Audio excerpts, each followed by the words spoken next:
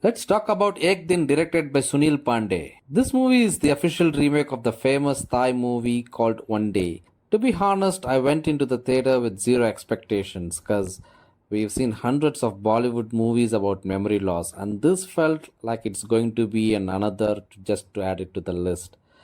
But I was actually surprised. Let's look at the story first. The hero of this film has a very strange superpower. He is so incredibly ordinary and invisible that anyone who sees him forgets him immediately. Women in particular don't even notice him. He's just a regular guy with a lonely life. Now he is secretly in love with his colleague, played by Sai Pallavi. However, Sai Pallavi is in love with their boss, the CEO of that company. The boss tells her he's getting a divorce and will marry her soon. Our hero knows this and accepts his fate, thinking, well, girls like this always end up with the big bosses like the CEO. So now the story shifts to Japan when the whole office goes on a trip to celebrate the company's profits. Now, two major things happen here. The heroine finds out the boss was lying through his teeth. His marriage isn't ending and he was just playing her. An incident occurs that leads to the heroine suffering from a temporary memory loss as well. So now the rest of the movie is how the hero uses the situation.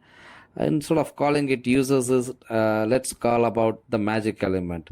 So how the magic element played in the hero's life and how their lives changed over the course of that one day is what this movie is all about. Usually with these love stories, this movie is gonna make or break in the first few minutes, especially in the first 30 or 40 minutes. If you don't care whether the hero and the heroine get together, then definitely the movie is not going to work for you. But Ek Din actually succeeds here.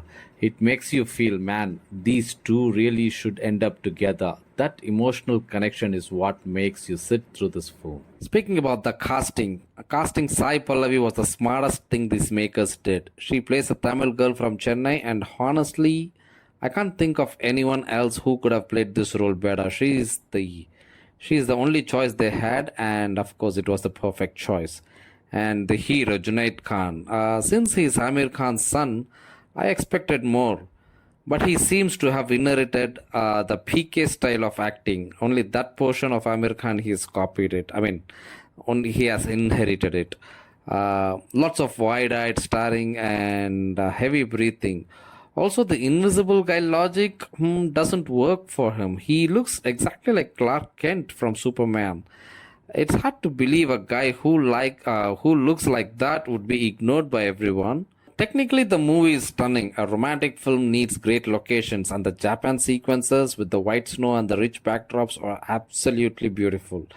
If the visual quality wasn't this high, it would have been hard to sit through the movie. The cinematography definitely keeps you engaged. The flaws, I would say one downside about this movie is they didn't Indianize the script enough. There are many Japanese cultural elements like certain machines and dolls that are central to the plot. If you aren't familiar with the Japanese culture, these scenes feel very alien and hard to relate to. They probably just copied it directly from the Thai original without thinking if an Indian audience would connect with it. But again, the pros of this movie easily outweighed the cons. Finally, to sum it up, this movie is a bit slow, even with just 2 hour runtime.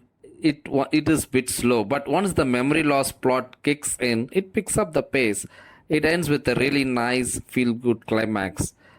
Honestly, I expected another boring amnesia movie, the simple memory loss movie, but Ek Din is actually a decent, okayish watch. So maybe if you have some time to kill, I would suggest watching it.